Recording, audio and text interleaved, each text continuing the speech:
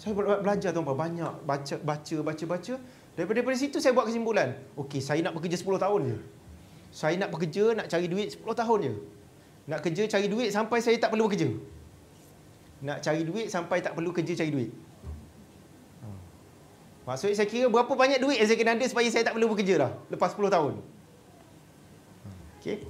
Saya pun kira-kira inilah lebih kurang kiraan saya. Okey, saya kena ada 1 juta supaya saya ada 4,000 sebulan. Waktu tu gaji saya 1,000 lebih.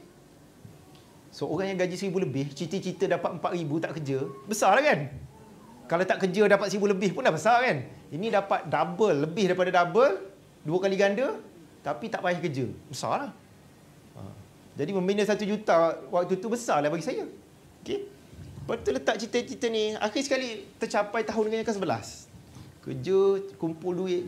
Obses tu, bila dah ada cita-cita ni, ada duit kumpul. Bermula dengan menabung. Sampai pernah isteri saya tanya, bang, kita kumpul duit ni bila kita nak guna ni? Isteri saya sampai tanya tu.